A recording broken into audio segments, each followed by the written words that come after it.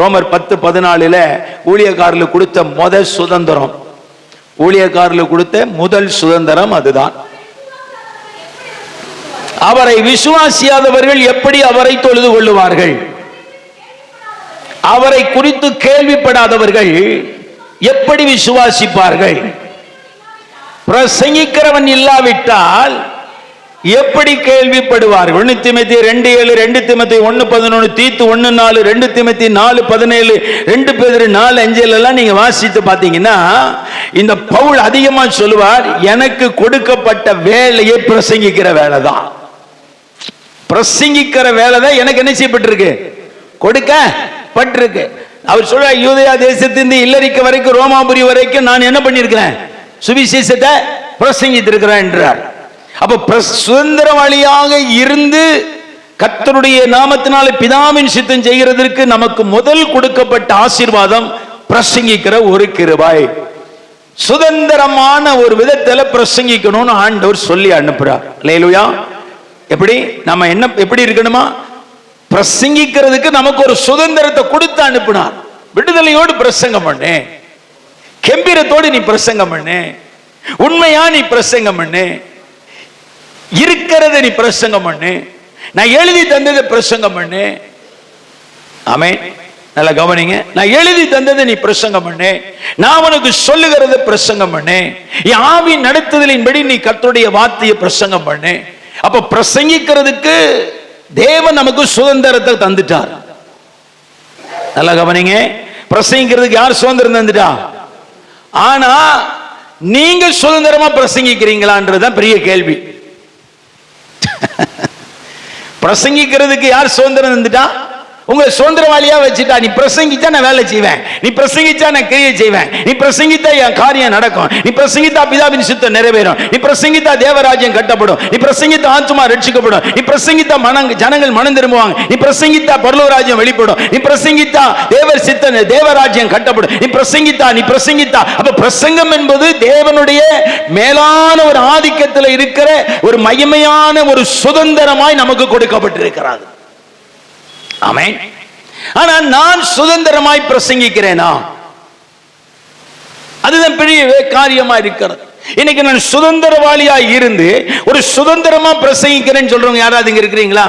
நான் யாருக்கும் பயப்படுறது இல்லை பாஸ்டர், எந்த லாபத்தையும் எதிர்பார்க்கிறது இல்லை, எந்த யோசனையும் பிரசங்கத்துக்குள்ள வைக்கிறது இல்லை, எந்த திட்டத்தையும் நான் பிரசங்கத்துக்குள்ள வைக்கிறது இல்லை, எந்த ஆசையும் நான் பிரசங்கத்துக்குள்ள வைக்கிறது இல்லை. நான் தேவனுடைய வார்த்தையை விடுதலையோடு சுதந்திரமாய் பிரசங்கிக்கிறேன் என்று சொல்லுகிற ஊழியர்களை அடையாளம் காட்டுவது இப்ப ரொம்ப கஷ்டமாயிற்று. ஆமென்.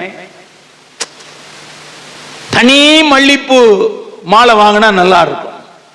அதே மல்லிப்பூ மாலையில அரளிப்பூவையும் சேர்த்து நீங்க மல்லிப்பூ மாலை கட்டுனா அந்த மல்லிப்பூ மாலைக்கு என்ன இருக்காது? மகிமை இருக்காது. நம்ம மனதில் தோன்றுகிறதெல்லாம் மல்லிப்பூ மாலை தான். இந்த மல்லிப்பூ மாலையை நேரடியா கொண்டு போட்டா யாரும் கேட்க மாட்டான். அது இந்த அரளி செடி அரளிப்பூ மாலைய யாருக்கிட்டையும் நம்மளால கொடுக்க முடியாது. அதனாலதான் மல்லிப்பூ மாலையில வேற பூவெல்லாம் சேர்த்து கொண்டு கழுத்துல போடுறான். இப்ப நமக்கு ஆண்டவர் நல்ல மெல்லிய வார்த்தைகளை, அவருடைய மகிமையான சுதந்திரமா பிரசங்கிக்கூடிய வார்த்தைகளை தந்தா கூட அந்த வார்த்தைகளை அப்படியே நம்ம ஜனத்துக்கு பிரசங்கிக்கிறதுக்கு இன்னைக்கு தேவ ஊழியர்களிடத்துல என்ன இல்லை? சுதந்திரம் இல்லை. பிரசங்கிக்கிற சுதந்திரத்தை கிறிஸ்தவம் இழந்து போய் கொண்டிருக்கிறது. இயேசு சாகர வரைக்கும் 3 ஆண்டு சுதந்திரமா பிரசங்கித்தார். ஆசாரியர்களுக்கு பயப்படல, பரிசேயர்களுக்கு பயப்படல, சதுசேயர்களுக்கு பயப்படல, வேதபாரர்களுக்கு பயப்படல, அவர் யாருக்குமே பயப்படல, தைரியமாய் போதித்தார் என்றுதான் வேதம் நமக்கு சொல்லுகிறது.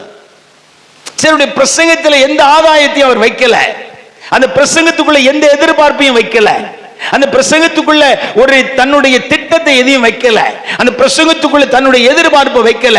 பிரசங்கத்துக்குள்ள தேவனுடைய வார்த்தையை மாத்திரமே அவர் பிரசங்கித்தார்.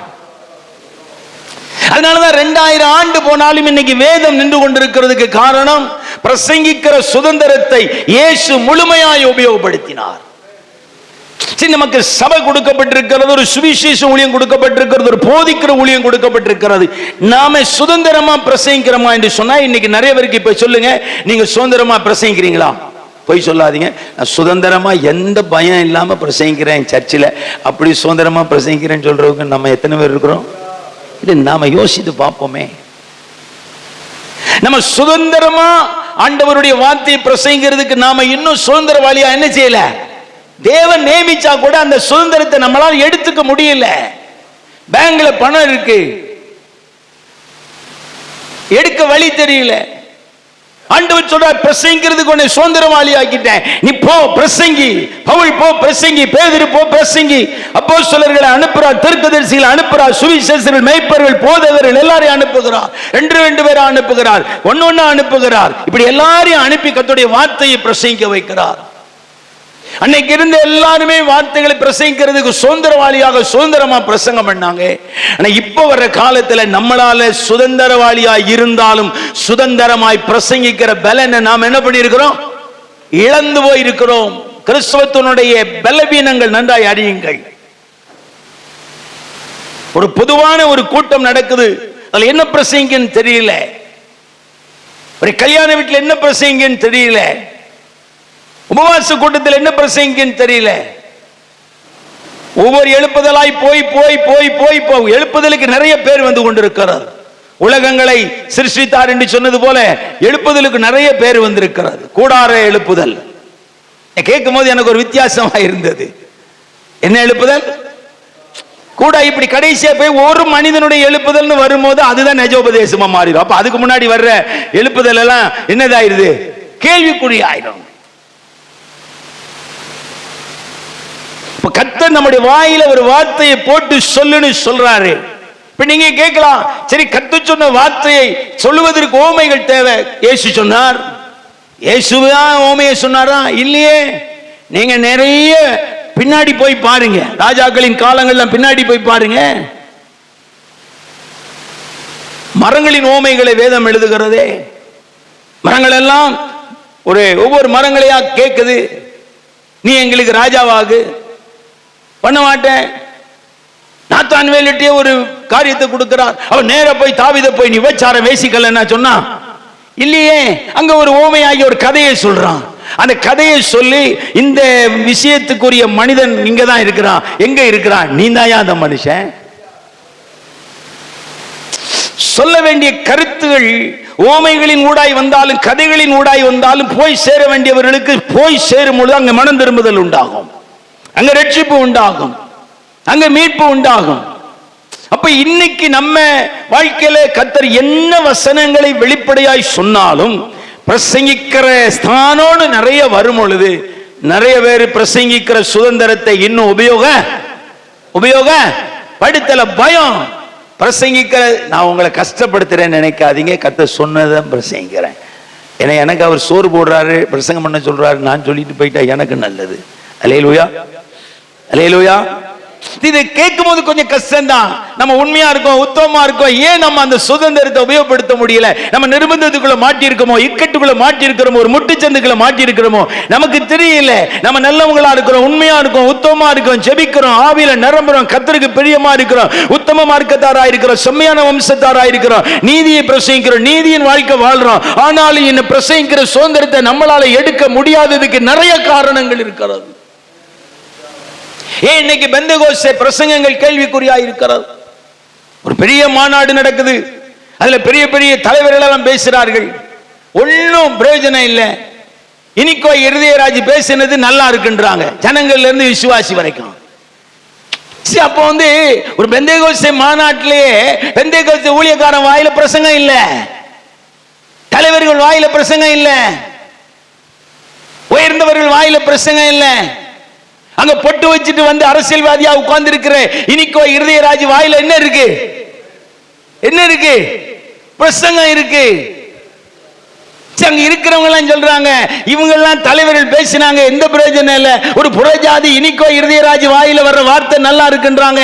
அப்ப ஜனம் பிரசங்கத்தை தேடுது, பிரசங்கிக்கிற ஆள் இல்ல, பிரசங்கிக்கிற சுதந்திரத்தை பறக்க விட்டுட்டோம். நீங்க எப்போ பிரசங்கிக்கிறதுக்கு ஏற்ற வாழ்க்கை வாழ்றீங்களோ அப்பதான் பிரசங்கிக்கிற சுதந்திரம் உங்களுக்குள்ள இருந்து வேலை செய்யும். எப்ப பிரசங்கிக்கிற வார்த்தைக்கு தக்கபடி நம்முடைய ஜீவிதங்கள் அமையுதோ அப்பந்தான் பிரசங்கத்தினுடைய காரியத்தில் சுதந்திரம் என்கிறது வெளிப்பட ஆரம்பிக்கும். நீங்க பிரசங்கிக்கிறதுக்கு ஏற்றபடி ஒரு வாழ்க்கை வாழல, பிரசங்கிக்கிறதுக்கு ஏற்ற ஒரு வாழ்க்கை முறை உங்ககிட்ட இல்லைன்னா உங்க பிரசங்கம் இருக்கும், ஆனா பிரசங்கத்தில் என்ன இருக்காது? சுதந்திரம் இருக்காது. பிரசங்க சுதந்திரத்தை விட்டுறாதீங்க. நீங்க ஒரு பிரசங்கம் பண்றதுக்கு முன்னால், நான் ஒரு முறை பண்ணின பிரசங்கத்தை மறுபடி பண்ணுகிறதற்கு ஒரு வாய்ப்பு கிடைத்தாலும் நான் அதை 1 மணி நேரம் தியானித்து தான் பிரசங்கிப்பேன். முந்தானேத்து பிரசங்கித்த பிரசங்கத்தை மறுபடி இயேசு இன்னைக்கு பிரசங்கிக்க எனக்கு வலியுறுத்தினால் நான் அதை மறுபடி 1 மணி தியானிப்பேன், மறுபடி 1 மணி நேரம் அதை மெடிடேஷன் பண்ணி தான் நான் பிரசங்கிப்பேன். இதே பிரசங்கம் அங்க பண்ண சொல்லும் போது வேற விதமா இருந்தது, இங்கே பிரசங்கிக்க சொல்லும் போது வேற விதமா இருக்கும். அதற்கு ஆண்டவர் எந்த வசனத்தை கோட்படுத்தி சொல்லுகிறார், அந்த சபையில் அந்த வசனத்தை பிரசங்கிக்கும் போது பல வசனங்களை கோட்படுத்தி சொல்லியிருப்பார். அதே பிரசங்கத்தை இன்னொரு சபையில பிரசங்கிக்கும் போது வேறு வசனங்களை கோட்படுத்தி சொல்லுவார். அதே பிரசங்கம் தான், அதே தலைப்பு தான், ஆனா வசனங்கள் வித்தியாசப்படும். அதை அணுகி தேவனிடத்தில் காத்திருந்து என்னுடைய வாழ்க்கையும் அந்த பிரசங்கிக்கிறதுக்கு ஏற்றதாய் அமைந்திருக்குமானால் நான் சுதந்திரம் பிரசங்கிக்கும் போது அங்கே ஒரு மனம் திரும்புதல் உண்டாகிறது, அங்கே ஒரு சீர்திருத்தல் உண்டாகிறது, அங்கே ஒரு வெளிப்பாடு உண்டாகிறது, அங்கே ஒரு எழுப்புதல் வருகிறது, அங்கே தேவ முகம் வெளிப்படுகிறது. ஏன்? எதனால? பிரசங்கத்தினால தானே. பிரசங்கிக்கிற சுதந்திரத்தை தேவ ஊழியர்கள் தவற விட்டு விடாதீர்கள். பிரசங்கிக்கிற சுதந்திரம் ரொம்ப முக்கியம். பிரசங்கத்துக்குள்ள உங்க திட்டத்தை வைக்காதீங்க, உங்க தீர்மானத்தை வைக்காதீங்க, உங்க எதிர்பார்ப்பை வைக்காதீங்க, உங்க ஆசையை வைக்காதீங்க, உங்களுடைய இச்சையை வைக்காதீங்க, உங்க தரிசனத்தை வைக்காதீங்க, உங்களுடைய சொப்பனத்தை வைக்காதீங்க, உங்களுடைய ஏக்கத்தை வைக்காதீங்க, உங்களுடைய வாஞ்சியை வைக்காதீங்க. இதெல்லாம் பிரசங்கத்துக்குள்ள வைக்க வேண்டிய அனுபவமே கிடையாது. ஆமே, இதையெல்லாம் சபைக்கு சொல்ல வேண்டிய கடமை நம்ம கிட்ட இருக்கு. நான் ஏற்கனவே உங்களுக்கு சொல்லியிருக்கேன், சபையில் உங்களுடைய தேவைகளை சொல்றதுக்கு ஒரு 1/2 மணி நேரம் 20 நிமிஷம் ஒதுக்கி சபையினுடைய தேவைகளை சொல்லுங்கள். அதை பிரசங்கத்தில் சொன்னீங்கன்னா நீங்க பிரசங்க சுதந்திரத்தை இழந்தவர்கள். உங்களுடைய விருப்பங்கள், உங்களுடைய வாஞ்சைகள், உங்களுடைய எதிர்பார்ப்புகள் சபை மேல இருக்கத்தான் செய்யும் சபை போதகர்களுக்கு. அதுல எந்த மாற்றமும் கிடையாது. அதை நீங்கள் பிரசங்கத்துக்குள்ளே போய் சொல்லிவிடாதீர்கள். நீங்கள் அதற்கு ஒரு நேரம் நியமியுங்கள். நான் என்னுடைய ஆசை, என்னுடைய வாஞ்சை, என்னுடைய ஏக்கம், என்னுடைய தாகம், என்னுடைய பாரம் உங்களிடத்தில் பகிர்ந்து கொள்ள வேண்டியது கொஞ்சம் இருக்கிறது. அதனால இந்த ஞாயிற்றுக்கிழமையில நான் 1/2 மணி நேரம் 20 நிமிஷம் உங்களுடைய தாமதமாக தான் அனுப்புவேன், நீங்கள் இருந்து கேட்டுட்டு போங்கள்னு சொல்லி பிரசங்கித்து முடித்த பிறகு ஆராதனை முடிங்கிற சமயத்தில் நீங்கள் அந்த நேரத்தை உபயோகப்படுத்துங்க. உங்க பிரசங்கத்துக்குள்ளே இந்த அனுபவங்கள் என்ன செய்யாது? போகாது. அப்போ உங்க பிரசங்க சுதந்திரம் உங்ககிட்ட இருக்கும். இன்னைக்கு நிறைய பேருக்கு பிரசங்கிக்கிற சுதந்திரம் இல்லை. ஒரு தலைவரை பின்னாடி வச்சுட்டு ஒரு பிரசங்கிக்கு சொன்னா இவங்களுக்கு பிரசங்கம் என்ன செய்ய மாட்டேங்க, வர மாட்டேங்க. காலையில் ஏஜராஜ் பாஸ்டர் சொன்னேன், என் வேலையே பிரசங்கிக்கிற வேலை தான். நான் ஆண்டு விட்டு சொல்லியிருக்கேன், நீ பாதாளத்தில் போய் பிரசங்கம் பண்ணுன்னு சொன்னாலும் நான் போக ரெடி. நீர் அனுப்ப ரெடியா இருந்தா நான் போக ரெடி. இல்ல நீ பரலோகத்துக்கு வந்து என் சிங்காசனத்துக்கு முன்னாடி நின்று இங்க இருக்கிற பரிசுத்தவான்களுக்கு ஒரு பிரசங்கம் பண்ணுன்னு சொன்னாலும் நான் பண்ண ரெடி. எங்க வேணாலும் பிரசங்கம் பண்ண ரெடி. பிரசங்கிக்கிறதுக்கு தான் அழைக்கப்பட்டிருக்கிறேன், பிரசங்கிக்கிறதுக்கு தான் நான் வாழ்றேன், பிரசங்கிக்கிறதுக்கு தான் நான் சாப்பிடுறேன், பிரசங்கிக்கிறதுக்கு தான் நான் உடுத்துறேன், பிரசங்கிக்கிறதுக்கு தான் நான் என்னுடைய தோற்றத்தை எப்படி வச்சிருக்கிறேன். பிரசங்கம் இல்லை என்று சொன்னால் என்னுடைய தோற்றம் வேற மாதிரி இருக்கும். என்னுடைய தோற்றம், என்னுடைய புசிப்பு, என்னுடைய குடிப்பு, என்னுடைய வாழ்க்கை, என்னுடைய அனுபவம் எல்லாம் வேற மாதிரி இருக்கும். இது எல்லாத்தையும் கலத்தி வச்சுட்டு நான் ஒரு தோற்றத்துக்குள்ளே நின்று ஊழியம் செய்கிறேன் என்று சொன்னால் என்னுடைய பிரசங்க ஜீவிதத்திற்கு இதுதான் அமைப்பு.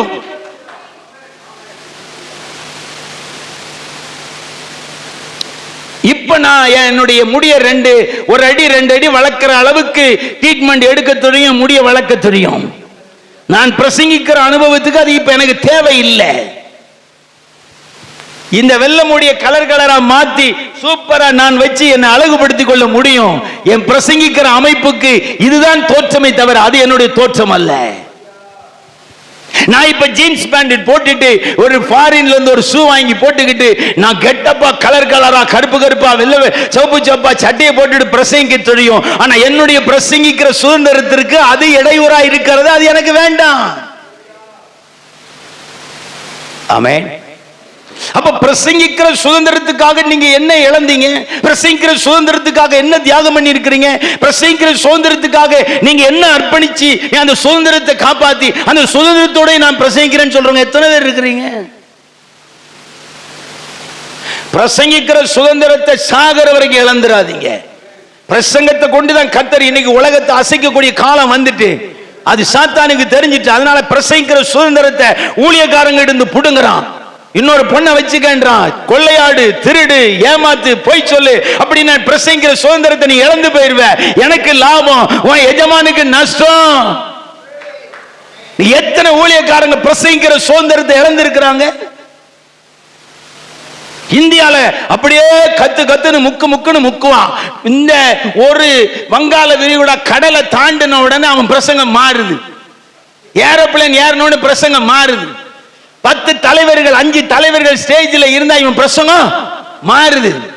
500 ஜனத்துக்கு ஒரு பிரசங்கம், 5000 ஜனத்துக்கு ஒரு பிரசங்கம், பிரசங்க டியூன் மாறுது, பிரசங்க வார்த்தை மாறுது. ஏயா பிரசங்க சுதந்திரத்தை கிறிஸ்தவம் இழந்து போய் கொண்டிருக்கிறது. ஸ்திரீகளானாலும் சரி, புருஷர்களானாலும் சரி, ஊழியர்கள் ஊழியக்காரிகள் சபையில பிரசங்கிக்கிற பொழுது பிரசங்கிக்கிற சுதந்திரம் இருக்கான்னு செக் பண்ணி பார்த்து பிரசங்கம் பண்ணி பழகுங்க. பிரசங்கம் நிறைய பேரை மாத்தும். பில்லிகிரகாம் வைத்த வழி சோமாக்கினாரா? பில்லிகிரகாம் மீட்டிங்ல ஒரு பிசாசு ஓடி இருக்குமா? பில்லிகிரகாம் கூட்டத்தில் ஒரு அற்புதம் நடந்திருக்குமா? ஒண்ணுமே நடக்கல. ஆனா அவருடைய பிரசங்கத்தினால அநேகர் மனம் திரும்பினாங்க, அநேகர் ரட்சிக்கப்பட்டாங்க. ஏன்? அந்த பிரசங்கமும் அந்த பிரசங்கத்துக்குரிய வாழ்க்கையின் சுதந்திரமும் அவரிடத்தில் தங்கி இருந்தது. இப்ப யோசிங்க, நீங்க பிரசங்கிக்கிற சுதந்திரவாளியா இருக்கிறீங்களா இல்ல சுதந்திரத்தை இழந்துட்டீங்களா? யோசித்து பார்ப்போமே. நீங்க பிரசங்கிக்கிற சுதந்திரத்தை இழந்துதான் பாஸ்டர்ஸ்ங்கெல்லாம் இருக்கிறாங்க. ஆனால் சபையில மறுரூபம் இல்லை, சபையில ரட்சிப்பு வர மாட்டேங்க, சபையில மனம் திரும்புதல் இல்லை, சபையில பரிசுத்தம் இல்லை, சபையில எழுப்புதல் இல்லை. பரிசுத்தமான தேவன் சபைக்கு தன் முகத்தை காட்ட முடியல. தயவு செய்து சொல்றேன், பரிசுத்த ஆவியானவர் நம்மளை பலவந்தம் பண்ணுகிறார். நான் உங்களுக்கு கொடுத்திருக்கிற பிரசங்க சுதந்திரத்தை இழந்து போகாதிருங்கள். கிறிஸ்துவுக்கு சுதந்திரத்தை கொடுத்து பிதா எல்லாத்தையும் செய்தது போல அவருக்கு அடுத்தது நமக்குள்ளே கத்திருந்த சுதந்திரத்தை வைத்து தன்னுடைய வேலையை செய்ய விரும்பும் பொழுது ஏன் நாம இடம் கொடுக்க மாட்டேங்கிறோம்? ஏன் நாம இடம் கொடுக்க மாட்டேங்கிறோம்? நல்ல பிரசங்கம் பண்ணா காணிக்கை கிடைக்காது, கர்த்தர் தான் தருவார். நல்ல பிரசங்கம் பண்ணா என்ன கிடைக்காது? காணிக்க.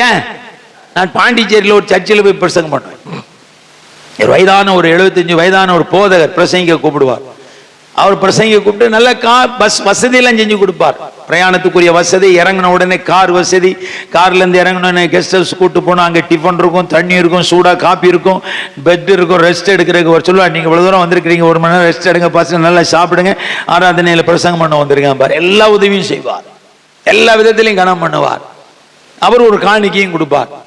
ஒரு நாள் வழக்கமா நான் போகும் பொழுதெல்லாம் அவருடைய மனைவியும் எனக்கு ஒரு காணிக்கை தருவாங்க. அவங்களும் வயதான ஒரு அம்மா, ரொம்ப வயதான தோட்டத்தில் இருப்பாங்க. அவங்களும் ஒரு காணிக்கை தருவாங்க. அன்னைக்கு நான் பிரசங்கம் பண்ணும் போது ஒரு குடும்ப முகாமில் பிரசங்கம் பண்ணிட்டு இருக்கிறேன் அவங்க சர்ச்சிலே. அப்போ புருஷனுக்கு தெரியாம பொண்டாட்டி எதையும் என்ன செய்யக்கூடாது, செய்யக்கூடாதுன்னு ஒரு பிரசங்கம் பண்ணிட்டேன். இப்ப இந்த அம்மாவுக்கு இடிச்சிருச்சு, பாஸ்டருக்கு நம்ம காணிக்கை கொடுப்போமே என் புருஷனுக்கு தெரியாம, இப்ப எப்படி கொடுக்கவா வேண்டாமா அப்படின்னு அந்த அம்மாவுக்கு ஒரு கேள்விக்குறி வந்துட்டு. நான் பிரசங்கம் பண்ணி முடிச்சிட்டேன். அந்த அம்மா எப்பவும் போல அவர் ஒரு காணிக்கை தருவாரு, அவர் முன்னாடி தான் அந்த அம்மா தருவாங்க. ஆனா எவ்வளவுன்னு தெரியாது அவருக்கு, ரொம்ப நிறைய காணிக்கை தருவாங்க. அந்த அம்மா இப்ப காணிக்கை தரல. சரி, நானும் அதை ஒரு பெருசா நினைக்கல, மறந்துட்டேன், வீட்டுக்கு போயிட்டேன். அப்புறம் போன் பண்றாங்க, பாஸ்டர் உங்க பிரசங்கம் உங்களுக்கு நன்மை வர விடாம ஆக்கிட்டுனாங்க.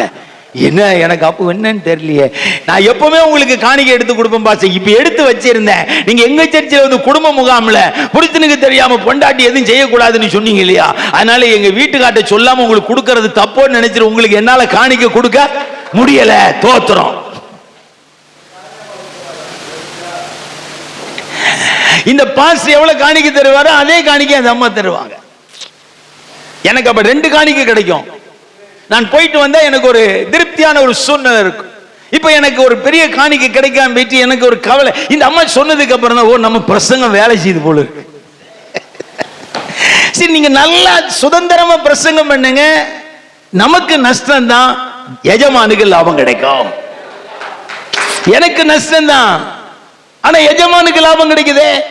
சொல்றாரு, 75 வயது புருஷனுக்கு 74 வயது மனைவி கர்த்தருடைய வார்த்தைகளுக்கு செவி கொடுத்து கீழ்ப்படுகிறதை பார்த்தவுடனே கர்த்தர் அந்த தாயின் மேல் அன்பு கூற ஆரம்பிக்கிறார். இஸ்ரவேல் ஜெயக்குமாருக்கு காணிக்கை கிடைக்கலன்றது ஆண்டவருக்கு பிரச்சனையே கிடையாது. பிரசங்கிக்கிற சுதந்திரத்தை வைச்சிருக்கிற எனக்கும் பிரச்சனை இல்லை. ஆனா லாப கணக்கு யாருக்கு தான்? எஜமானுக்கு தானே. நீங்க யோசித்து பாருங்க, எந்த அளவுக்கு உங்களுடைய பிரசங்கிக்கிற சுதந்திரத்தை நீங்க உங்க வாழ்க்கையில உபயோகப்படுத்துறீங்கன்னு யோசித்து பாருங்க. நிறைய வசனங்கள் இருக்கிறது. இப்ப பிரசங்கிக்கிற சுதந்திரத்தை அழிச்சிட்டு வராங்க. எப்படி பிரசங்கிக்கிறாங்க? 10,000 கொடுத்தா ஆண்டவர் 10 லட்சம் தருவார். பிரசங்கிக்கிற சுதந்திரம் பறி போயிடுச்சு. இப்ப பிரசங்கிக்கிற சுதந்திரம் அப்படிதான். நீங்க 5 மீன் கொடுத்தா ஆண்டவர் 10 லட்சம் 2 லட்சம் உங்களுக்கு தருவார். பிரசங்கிக்கிற சுதந்திரம் அழியுது. இது பெரிய ஓநாய்கள் இருந்து சின்ன ஓநாய் வரைக்கும் இன்னைக்கு அதுதான் பண்ணுது. கிழட்டு ஓநாயில இருந்து குமரி ஓநாய், குமரன் ஓநாய் வரைக்கும் ஒரே கத்துற மாதிரி எல்லா ஓநாயும் அதை தான் கத்துது. நீ 1000 ரூபாய் கொடுத்தா 10,000 ரூபாய் தருவார். 10 இவ்வளவு 9,000 ரூபாய் வட்டி கொடுப்பார். அப்படி ஒரு எஜமான் எனக்கு கிடைக்கலையே. நானும் கொடுத்து பார்க்கிறேன், அளந்து தான் தர்றாரு. அப்ப கேட்கிறேன், இந்த ஓநாய்கள்லாம் கத்துத 10,000 கொடுத்தா 10 லட்சம் கிடைக்குது. அவர் சொல்றாரு, அது வேற மகனே, அந்த ஓநாய்ங்க எப்பவுமே என்ன விட்டு போயிட்டு அது வேற எஜமான்ட்டு இருக்கு. அந்த எஜமானுக்கு 10,000 கொடுக்க வேண்டாம், நீ மேல ஏறினா உலகத்தையே கொடுத்துருவான். அவன் காலில் விழுந்தா எல்லாத்தையும் கொடுத்துருவான். அவன் தான் அவனுக்கு எஜமான். ஆமென். யாருக்கு யார் எஜமான்? இயேசுவே சொன்னாரே, நீ என்னை தண்டனிட்டு பணிஞ்சா போதும், இதெல்லாம் உனக்கு தந்துருதேன். தோத்துறான். அவன் தான் அவங்களுக்கு எஜமான். ஆனா என் உருவத்தில் இருக்கிறான், என் பேர்ல ஊழியம் செய்யறான். நான் 10,000 கொடுத்தா 10 லட்சம் தருவேன் எங்கேயும் சொல்லலையே. நான் அப்படி பிரசங்கம் பண்ண சொல்லலையே. கொடுங்கள் கொடுக்கப்படும் என்கிற ஒரு வார்த்தையை ஒரு கன்வென்ஷன்ல 3 பிரசங்கம் பண்ணேன். ஆண்டவர் சொன்னா, இந்த சபையில அதை தெளிவா பிரசங்கம் பண்ணு. 3 நாளும் கொடுக்கிறத பத்தி தான் பிரசங்கம் பண்ணேன். இந்த ஜனங்க சொல்றாங்க, இந்த போதகர் சொல்ற, இது என்ன பிரசங்கம், இதுவரைக்கும் நாங்க கேட்கலையே. கொடுங்கள் கொடுக்கப்படும் சொல்லி பேசி பேசி ஜனத்தினுடைய மடுவை அறுத்துக்கிட்டு இருக்கிறாங்க. அது காணிக்கை பத்திய பிரசங்கமே கிடையாது. லூக்கா 6:38 2 Corinthians 9 அதிகாரத்தில் சிறுக விதைக்கிறவன் சிறுக அறுப்பான், பெருக விதைக்கிறவன் பெருக அறுப்பான். அது காணிக்கை சம்பந்தப்பட்ட வார்த்தையே கிடையாது. அதனுடைய சத்திய வியூ வேற. நம்முடைய பிரசங்கத்தினுடைய சுதந்திரம் நம்முடைய ஆசைகளையும் இச்சைகளையும் நம்முடைய விருப்பத்தையும் தரிசனத்தையும் சொப்பனத்தையும் அது இணைந்து போய் பிரசங்க சுதந்திரத்தை அழிச்சிருது. டேனியல் பாஸ்டர் ஜெபம் பண்ணார், இடம்லாம் வாங்காதீங்கன்றார், சர்ச்சை கட்டாதீங்கன்றார். ஏன்னா அவர் கஷ்டப்பட்டார். சொன்னார், தேவன் சொன்னா வாங்கு, தேவன் சொன்னா வேலை ஆரம்பி. நீயா கஷ்டப்பட்டு இடத்தை வாங்கி, நீயா கஷ்டப்பட்டு சர்ச்சை கட்டி, நீயா கடனாளி ஆகிற? அந்த ஜெபம் ஏன்? அதான் உண்மை. கத்த சொன்னா இடம் வாங்குவோம், கத்த சொன்னா வீடை கட்டுவோம், கத்த சொன்னா சபையை கட்டுவோம், கத்த தான் எல்லாம் செய்வோம். இல்லைன்னா இருக்கிற இடத்துல கத்தரை மகிமைப்படுத்திட்டு போவோம். ஸ்தாபனங்கள் இப்ப மாறிடுச்சு. 1 கோடி ரூபாய், 2 கோடி ரூபாய், 3 கோடி ரூபாய்க்கு மேல நீங்க சர்ச்சை கட்டினா உங்களுக்கு நோ டிரான்ஸ்பர். என்ன கிடையாது? பெரிய பெரிய ஸ்தாபனங்கள் அப்படிதான். 1 கோடி ரூபாய்க்கு இடம் வாங்கி 1 கோடி ரூபாய்க்கு சர்ச்சை கட்டிட்டீங்கன்னா உங்களுக்கு என்ன கிடையாது? டிரான்ஸ்பரே கிடையாது. அதுக்காக இந்த ஸ்தாபனத்தில் இருக்கிறவங்க எல்லாம் கொள்ளையாடி 1 கோடி ரூபாய்க்கு இடம் வாங்கி 2 கோடி ரூபாய்க்கு சர்ச்சை கட்டி 4 தலைமுறை உட்கார்ந்துக்கலாம்னு சொல்லி டிரான்ஸ்பரே இல்லாம உட்கார்ந்துருக்கான். அவனை கிளப்ப முடியல. அதனால அந்த ஸ்தாபனத்தினுடைய பைலாஸ் மாறுது, ஸ்தாபனத்தினுடைய சட்டத்திட்டம் மாறுது. பணத்துக்கு கொடுக்கிற மதிப்பு. அதனாலேயே பிரசங்கத்தினுடைய சுதந்திரம் பறி போயிட்டு இருக்கு. நான் இந்த ஸ்தாபனத்தில் இருக்கிறேன், நல்ல பிரசங்கம் பண்ணிக்கிட்டு இருந்தா என்ன 5 வருஷத்துக்கு ஒரு முறை என்ன பண்ணுவாங்க? டிரான்ஸ்ஃபர் போட்டுருவாங்க. நான் போயிட்டே இருக்கோம். அதனால நான் பிரசங்கத்தில் ஒரு பொய் சொல்ல போறேன். கர்த்தர் எனக்கு 10,000 பேர் உட்காரமாய் ஒரு தரிசனம் தந்தா, அதுக்கு வார்த்தை மாறும், சத்தம் மாறும். அல்லேலூயா தேவஜனமே, கர்த்தராகிய தெய்வம் எனக்கு கொடுத்த தரிசனம் நிறைவேறுவதை உங்கள் தலையின் மேல நான் வைக்கிறேன். நீங்களே அதுக்கு பொறுப்பாளி. ஏண்டா வேலை காட்டிட்டு இருக்க நல்லவாடி பசங்க. இவர் தரிசனத்தை அந்த பிரசங்கத்துக்குள்ள அப்படியே டியூன் மாறும். அந்த டியூன் மாறி அப்படியே போனோன்னு அங்க இருக்கிற ஜனங்க பாருங்க, எங்க பாச அளவே மாட்டாரு, அழுதுட்டாரு, தாலிப்படியா கலத்தி போட்டோம். வீட்டுல புருஷன்ட்ட கெட்டினவன்ட்ட கேட்கணும்ன்ற எங்க பாஸ்டர் தான் என் புருஷனுக்கு மேல. பாஸ்டர் அழும்போது தாலி கொடி மோதிரத்தை கலத்தி போடாம என் புருஷன்டியா கேட்கணும், கலத்தி போ. அவன் அங்க போனவனே இடுப்புல மிதிப்பான்.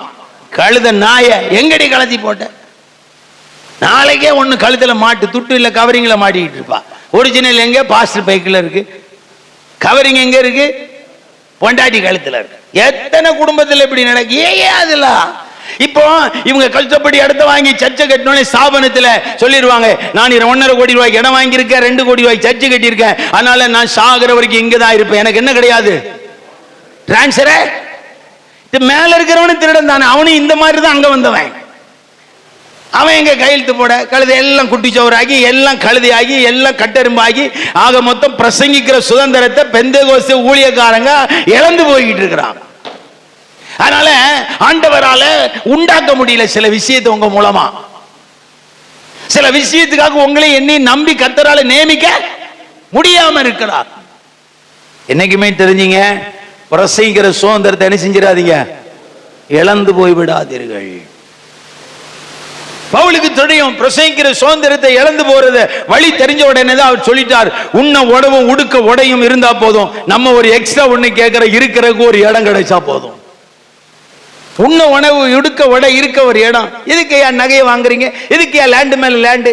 எதுக்கையா நீங்க சொத்து மேல சொத்து? இருக்கிற கர்த்தர் தந்தாரா அதுல சந்தோஷமா இருங்க, அதுல மகிமைப்படுங்க, அதுல கர்த்தரை உயர்த்துங்க. உங்க பிரசங்கத்தினுடைய சுதந்திரம் உங்க பலிபீடத்துல ஆண்டவருடைய வார்த்தையாகவே வெளிப்படும்.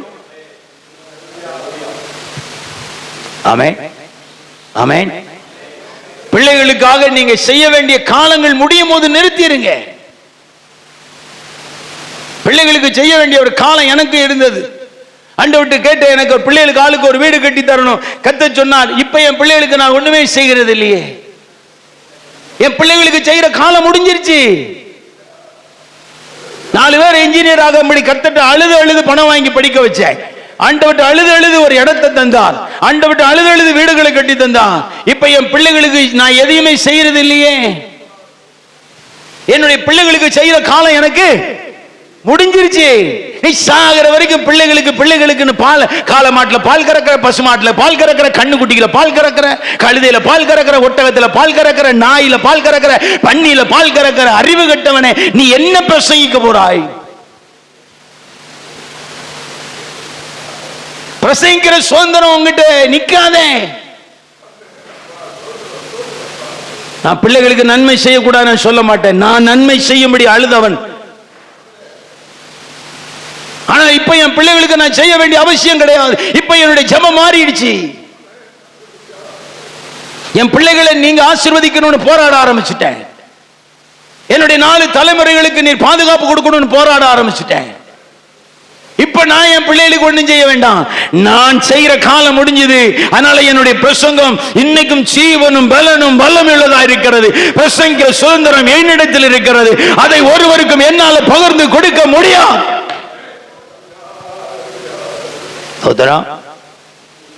அதனால தயவு செய்து சொல்றேன், சின்ன சபை வச்சிருந்தாலும் பெரிய ஊழியங்களை செய்தாலும் பிரசங்கிக்கிற சுதந்திரத்தை என்ன செய்யாதீங்க, வெற்றாதீங்க. களவாணி பைய ஏமாத்து பாரு. 4 தலைவர்களை ஸ்டேஜில் வச்சுட்டு ஒரு உண்மையான ஊழியக்காரனை பிரசங்க சொன்னா கூட அவனுக்கு கையும் காலம் என்ன செய்யுது, டபுக்கு டபுக்குன்னு அடிக்குது. ஏன்னா கூப்பிட்டது முதல்ல. இங்க நிக்கிறது செம்மறி ஆடு. இந்த முதல்ல இந்த செம்மறி ஆடை உழுங்கலான்னு பார்த்துக்கிட்டு இருக்கு. அதனால இந்த செம்மறி ஆடு இப்ப பயந்து பிரசங்கம் பண்ணுது. இந்த 4 பேர் இன்னும் முழுங்கிடுவானுங்களோ பயந்து பிரசங்கம் பண்ணுது. அடுத்த முறை சொல்லுது, எனக்கு இந்த பிரசங்கமே பிரசங்கமே வேண்டாம். ஆண்டவர்கிட்ட கேட்டேன், எவ்வளோ பெரிய பெரிய ஆள்லாம் இருக்காங்களப்பா, இவங்க கூட எல்லாம் ஒரு நாள் கூட என்னை சேர்த்து விடுறதுக்கு உங்களுக்கு மனம் இல்லையா? ஆண்டவர் சொல்லிட்டு, அதெல்லாம் முதல்ல குடிங்கடா, அது ஒண்ணு ஒழுங்கி விடுண்டா. நீ வேற அவன் வாயில மாட்டி ஒன்ன காப்பாத்துறதை விட இருக்கிற இடத்துல இரு, நான் பாத்துக்கிறேன். தோத்திரம். ஒரு பயக்கிட்டையும் போக விட மாட்டார். ஒரு பயலும் பக்கத்தில் வர முடியாது. தெளிவாவே பேசுறார். எதுக்கு இவ்வளவு எனக்கு பாதுகாப்பு கொடுக்கறீங்க? எதுக்கு எனக்கு இவ்வளவு மேன்மையை வச்சு தந்திருக்கிறேன்? பிரசங்கிக்கிற சுதந்திரம் வாண்டி இருக்கிற வரைக்கும் உனக்கும் எனக்கும் டீலிங் இருந்துகிட்டே இருக்கும். பிரசங்கிக்கிற சுதந்திரம் வாங்கிட்ட நீ வைத்திருக்கிற வரைக்கும் நான் அவன்கிட்ட பேசிக்கிட்டே இருப்பேன். எப்படி பிரசங்கிக்கிற சுதந்திரத்தை இழக்கிறியோ அப்போ உனக்கும் எனக்கும் தொடர்பு நீக்கப்படும். அப்ப நீ சுயமாய் பேசுவாய், சுயமாய் ஊழியம் செய்வாய், சுயமாகவே நீ வாழ கற்றுக்கொள்ளுவாய். ஆமென். எத்தனை பேர் பிரசங்கிக்கிற சுதந்திரத்தை வச்சிருக்கிறீங்க? வச்சிருக்கீங்களா? கொஞ்சம் சிந்தித்து பாருங்க. ஆகாசூர் ராஜாவுடைய ஆட்சியில தான் இருக்கிறான். ஆனா ஆகாப்புடைய ஆட்சியில தான் இருக்கு. ஆனா எலியா சாப்பாட்டுக்கும் பயப்படல, தண்ணிக்கும் பயப்படல, இருக்கிற இடத்துக்கும் பயப்படலையே. யோவான் ஸ்நானகன் பயப்படவே இல்லையே. தலை போகுன்னு தெரியும், வெட்டு நம்ம கழுத்துக்கு வரும்னு தெரியும். ஆனாலும் சொல்றான், நீ அவன் பொண்டாட்டி வச்சிருக்க, இவன் பொண்டாட்டி வச்சிருக்க, கர்த்தர் உன்னை நியாயம் தீர்ப்பார்னு சொல்றான். அல்லேலூயா. நம்ம ஒரு ஊழியக்காரர் 2 பொண்டாட்டி 2 தொடர்பு வச்சிருந்தா கூட அவன் கூட ஐக்கியம் பண்ணிட்டு, பார்த்தேன் பிஷப் ஐயா, ரெவரண்ட் ஐயா, டாக்டர் ஐயா, எங்க வீட்டுக்கு வர்றீங்களா, எங்க பலிபீடத்துக்கு வர்றீங்களா? என்னையா கழுதை இது? அவன் பிரசங்கிக்கிற சுதந்திரத்தை இழந்து போன தெரு நாய், லைசன்ஸ் இல்லாத நாய்.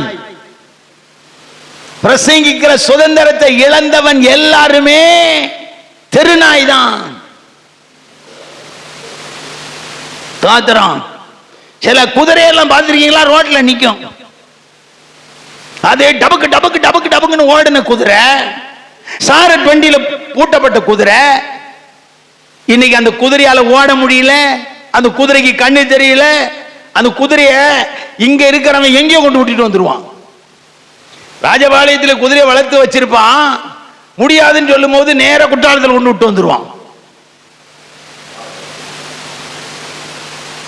அது அப்படியே இந்த ஆடு மாடு கூட சேர்ந்துக்கிட்டு பொறுக்கி தின்னுட்டு கடைசியில் வியாதிப்பட்டு அந்த குதிரை செத்து போயிடும். இப்ப அந்த குதிரை ஒருத்தனுக்கு சுதந்திரமா இருந்துச்சு, இப்ப அது சுதந்திரமாளியா இல்ல, அதனால தெருக்கு வந்துட்டு.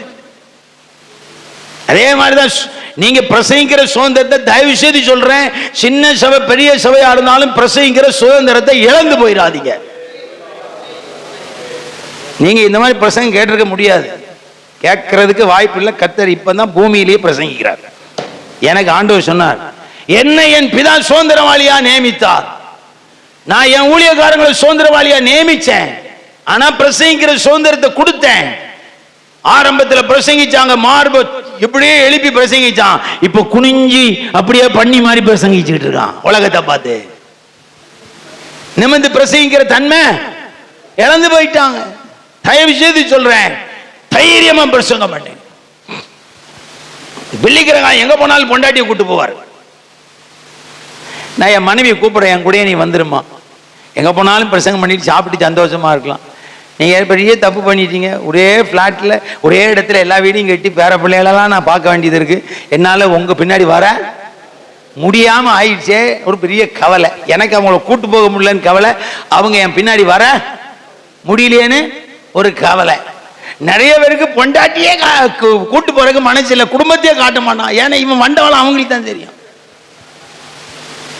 இவன் பிரசங்கிக்கிற சுதந்திரத்தை இழந்த அனுபவம் மனைவிக்கு தெரியும், பிள்ளைக்கு தெரியும், மருமகனுக்கு தெரியும், மருமகளுக்கு தெரியும், பேரப்பிள்ளைகளுக்கு தெரியும். இன்னும் எங்க தாத்தா பாட்டி அடி அடின்னு அடிக்கிறாரு, சர்ச்சில் பிரசங்கம் பண்றாரு, பாட்டி அடிக்காது. இன்னும் எங்க தாத்தா தப்பா பேசுறாரு. யார் சொல்லுதா? யாரும் சொல்லுவான். ஆமென். பிரசங்கிக்கிற சுதந்திரம் இப்படி கொஞ்சம் கொஞ்சமா போயிட்டு இருக்கு. இன்னும் கொஞ்ச காலம் தான். இந்த கடைசி காலம் எபிரேயர்ல எழுதினார் பாத்தீங்களா? அதானே சொல்றேன், முழுமையா ஜீரோ ஆகிற அளவுக்கு வந்துருச்சு. கவர் இல்லாத இடத்துல ஒரு டவுன்லோட் பண்ணீங்களா, அது என்ன செய்யும்? சுத்திக்கிட்டே இருக்கும். 30%, 40%, 50%, 70%, 80%. அது சுத்திக்கிட்டே இருக்கும். இப்போ டவர் இல்லைன்னு நீங்க ஒரு பட்டன் அமுக்குனீங்கன்னா மறுபடியும் ஜீரோக்கு வந்துடும். இப்ப நம்ம ஆளுங்கெல்லாம் இப்படி சுத்தி சுத்தி ஜீரோக்கு வந்துட்டு இருக்கான். கொஞ்ச நாள்ல நல்ல பிரசங்கம் கிடைக்காது, தலையில நின்னாலும் கிடைக்காது. ஏன்னா பிரசங்கிக்கிற சுதந்திரத்தை தமிழ்நாட்டில் 75% பாஸ்டர்ஸ்ங்க இழந்துட்டதா கர்த்தர் சர்வே கொடுக்கிறார். தமிழ்நாட்டில் இருக்கிற பெந்தேகோஸ்தே ஊழியக்காரங்க, பாஸ்டர்ஸ்ங்க, தலைவர்கள் எல்லாரையும் கர்த்தர் கொடுக்கிறார். 75% ஊழியர்கள் தங்களுடைய பிரசங்க சுதந்திரத்தை இழந்து போய் பிரசங்கிச்சிட்டு இருக்காங்க. அவங்கள வச்சு என்னால ஒன்னும் செய்ய முடியாது,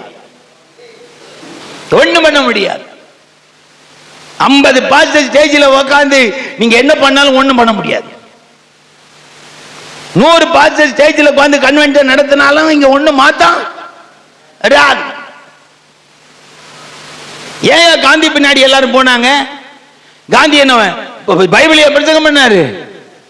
ஏன் காந்தி என்னத்தை சத்தியத்தை சொன்னார்? இல்லையே. காந்தி பின்னாடி இந்தியாவே போச்சு, உலகமே காந்தி எட்டி பார்த்துச்சு. காரணம், இருந்த கோமண துணி, இருந்த கோமண துணி. வெளிநாட்டில இருந்து நேரடியா வந்து இறங்குறார் மதுரைக்கு ஒரு காங்கிரஸ் மாநாட்டில் பேசுறதுக்கு. அவரை கொண்டு போய் ஒரு கெஸ்ட் ஹவுஸ்ல தங்க வைக்கிறாங்க.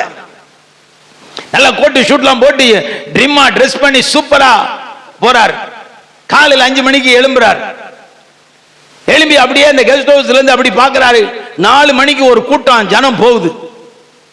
நிறைய திடகாத்திரமான ஆண்கள் போறாங்க. எங்க எல்லாரும் கோமணம் மாச்சிட்டு போறாங்க. எங்க போறாங்கன்னா விவசாய வேலைக்கு போறாங்க. 6 மணி ஆச்சு. இன்னும் சில பெண்கள் குறைந்த அளவில் துணிகளை கட்டி தங்களுடைய சரீரத்தை மறைத்து அவர்கள் வேலைக்கு போயிட்டு இருக்கிறாங்க. இவர் பார்க்கிறாரு, அட பாவி, இந்தியாவை மாத்தணும்னு நான் யோசிச்சுக்கிட்டு இருக்கேன். அப்ப நான் மாறினாதான் இந்தியா மாறும் சொல்லிட்டு அன்னைக்கு எடுத்தாரு முடிவு மதுரையில. உடனே போன் பண்றாரு, தோல்ல போடுறதுக்கு ஒரு 3 மீட்டர் துணி, இடுப்புல கட்டுறதுக்கு ஒரு 1/2 மீட்டர் கோமணம். போன் வருது, வாங்கி வந்து கொடுத்துட்டாங்க. எதுக்குன்னு தெரியாது, கேட்க முடியாது அவர்கிட்ட. காங்கிரஸ் மாநாட்டில் காந்தி பேசுறதுக்கு அவரை கார்ல அழைக்கிறதுக்கு வந்திருக்கிறாங்க. அவர் தோல்ல துண்டு போட்டுக்கிட்டு, தோல்ல துணி போட்டுட்டு கோமணம், அவர் இடையில கோமணத்தை கட்டி நிற்கிறாங்க. என்னையா ஐயா, நீ காங்கிரஸ் மாநாட்டில் பெரிய பெரிய ஆள்லாம் உட்கார்ந்துருக்கிறாங்க. ஆமென். ஜவஹர்லால் நேரு உட்கார்ந்துருக்கிறார், ராஜாஜி உட்கார்ந்துருக்காங்க, வெள்ளக்காரங்க வந்திருக்காங்க, அவங்க வந்திருக்காங்க, இவங்க வந்திருக்காங்க. உங்க பேச்சை கேட்க அவர் சொல்ற, நான் இப்படிதான் வருவேன், நான் இப்படிதான் வருவேன். அந்த கோமணத்தோட மேல் துணியை சாகர வரைக்கும் களத்துல கடைசி வரைக்கும் அந்த கோமணத்திலேயே இருந்து இந்தியாவை ஒரு வழிக்கு கொண்டு வந்து நல்ல ஸ்தானத்துல கொடுப்பாருன்னு பார்த்த கெட்டவன் கையில் கொடுத்துட்டு போயிட்டார். இருக்கிற பயிலும் அதை குழப்பம் பண்ணிட்டான். இன்னைக்கும் காந்தியினுடைய பொற்சொல்கள் தான், பொற்மொழிகள் தான் புத்தகத்தில் எழுதப்பட்டிருக்கு. ஏன் அத அவர் வாழ்ந்து தன் கருத்தை சொன்ன வாழ்க்கை. நீங்க வாழுங்க, பிரசங்க சுதந்திரத்தை காப்பாத்துங்க. தேவன் என்ன செய்யணுமோ, இயேசுவை கொண்டு பிதா என்ன செய்தாரோ அதே வேலையை அவருடைய சுதந்திரவாளியா இருக்கிற நம்மை கொண்டு கர்த்தர் கண்டிப்பா செய்வார். கரந்தட்டி கர்த்தரை தோத்திரம் பண்ணுங்களே. ஆண்டவரே சொல்லுங்க, என்னால் இந்த பிரசங்கிற சுதந்திரத்தை நான் இழக்க விரும்பல ஆண்டவரே.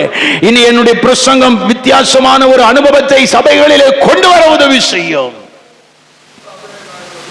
ஆமென். 2வது